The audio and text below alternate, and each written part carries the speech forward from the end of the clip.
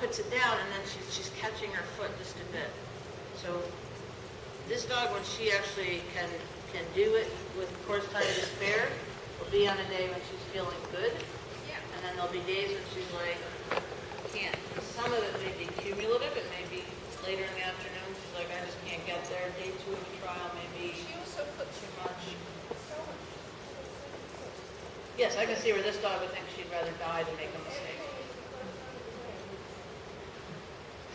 So you can see, all we've done here is walk her when she's at a slow trot. And we've already been able to push her into fatiguing to the point where she's tripping on her rear. So there's no mystery that if this dog, who's so willing to please, this dog walks around with her heart on a platter for Erica, that if this dog goes out and says, I will do my best and goes balls to the wall, she's pretty much done. She doesn't have enough structure and enough conformational attributes to bounce back and do it again and again and again. This is not a high-intensity demand.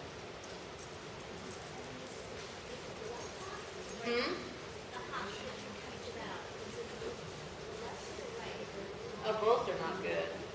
One is worse than the other. I think it's the left. It's the worst. You see it right there. She did it again. So if you would like, we can have someone else walk her so you can see it, Erica. Would that be helpful? I think she'll walk for someone else. So this is the part that just starts to kill you. Is the dog says, I have all the heart in the world. I have all the willingness in the world.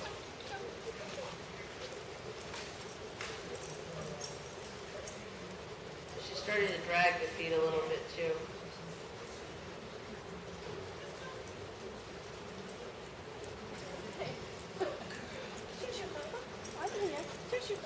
So this is not something you can build up with endurance. No, I think with crossing her to towel now to 6.5, I think what's happening is the less than ideal hop. So you can see how she's dragging that foot a little bit. It's just age and that structure is just starting to catch up to her a bit. Okay. Yep. So then...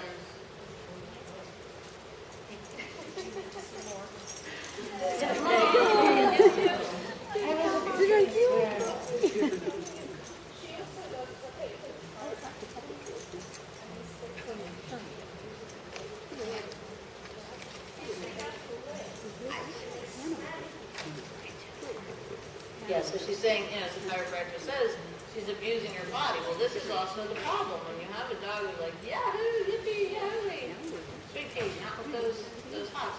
You're not going to convince her not to be a kamikaze. You just have to decide what it is you're going to ask her to do. Well, she does play very hard with the other dog. She does. Right. She runs much faster than me. But she's slow. So can you actually see that hop now? I mean, I don't have to get my hands on it, but you can actually see it in motion. So we have a combination of factors here. The structural thing was the starting point. And on top of that, we have a very sensitive dog who really doesn't want to be wrong, who worries about being wrong. And when she's worried, she holds herself in a tight little mental and emotional knot. She's got a great smile. This is just such a cool dog. We're going to have a blackout. Oh, yeah. No. I was born in the blackout, and I assume I'm going to die in one. I'm not planning on dying today. I just want to point it out. You want a refund? Well, you won't have any trouble. I haven't cashed my check yet, so the club will be happy to hand it out. Good. So would you like to check her hops? So we can do that, or I can try it. You can hold the front end.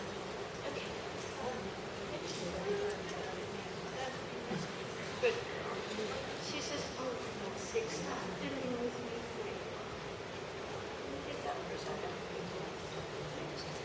So a little less weight would help her. She's not terribly fat, but she's getting that middle-aged spread that it's really hard to find a worse. No, seriously. I mean, there's a reason Cornell's doing obesity says this is a genetic factor at work in retrievers that we don't have in shepherds. You can get a shepherd fat, but it takes a lot. Hi. How are you?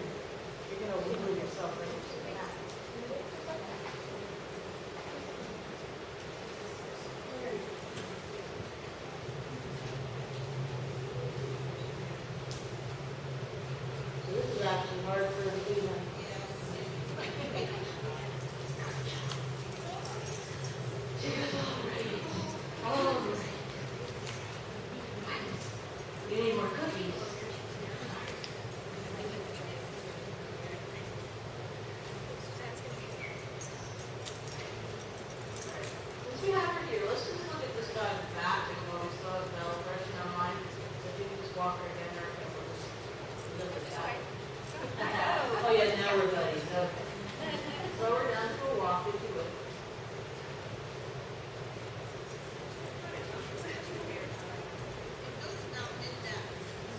Yeah, it gets just mid-back. What's missing is this. That nice bounce that we saw in Bell. You see how it's fairly flat there, Erica? And it gets just about to where the hair changes that are withers, and it changes. Just gets here. Not unlike Bell, we still have this. It's not a dog who's able to use her full head and neck. She does this. She looks up this way, she brings her head out straight, but this ability to really bring herself up this way is missing. Some of that is that she's put a lot of weight on her front to compensate for the rear.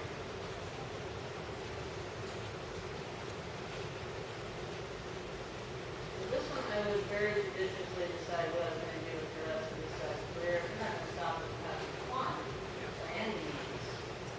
Some massage will help.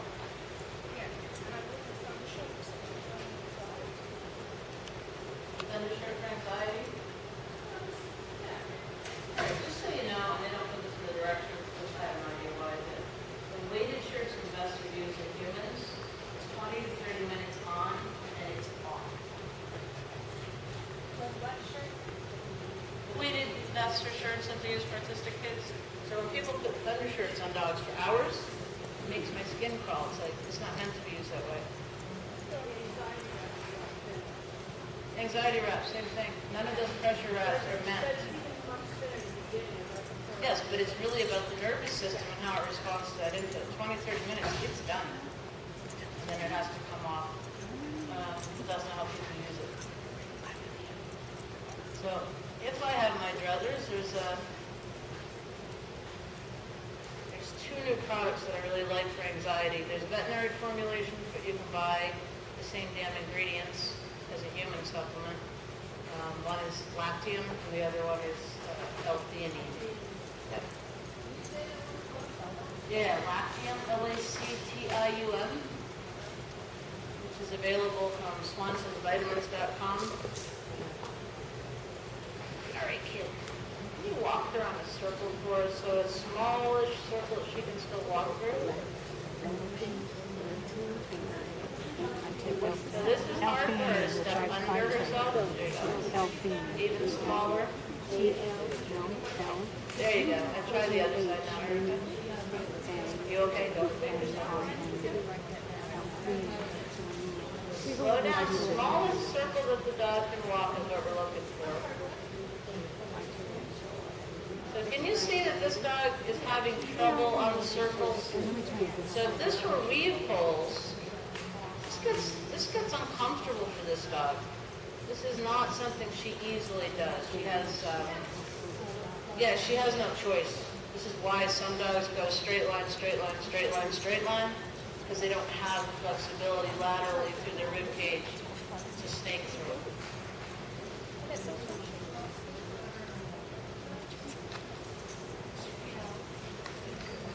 Some of it would have to do with her level of fatigue and also weather. Yeah. Yep, it's true.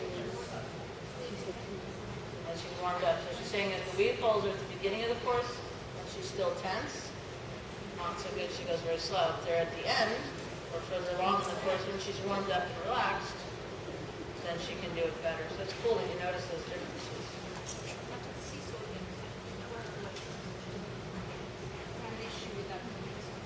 One of the things you might want to try for this dog, just to relieve the anxiety, is either the lactium or the theanine, or both. So the nice thing about them is that, yes, I'll speak about them again. Hopefully the next couple months we'll actually come out with my own formulation of it. I'm just tired of watching. So,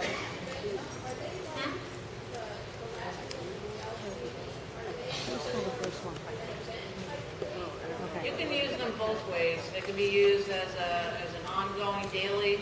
They can be used individually. They can be used together. Yes. I decided to try the lactium on myself to see what would happen.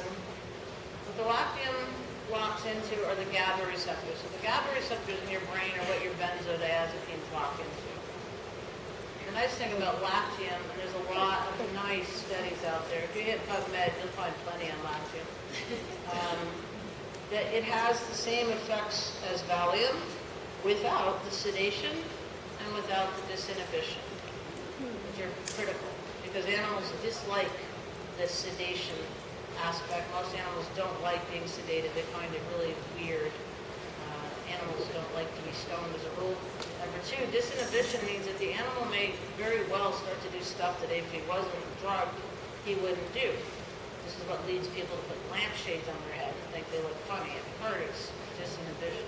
So they did some nice studies on rats with Lactium where it's called the open field test, and it's your gold standard in rodents. If a rodent is anxious, he will not explore an open field. He'll stay in the tunnels, or he'll stay along the edge of it. With Valium and Lactium both, the rats were moving much more freely around the open area. They had this little bridge, and on Valium, the little rats would go over and peer over the edge of the bridge and then fall off it. The rats on Lactium would invest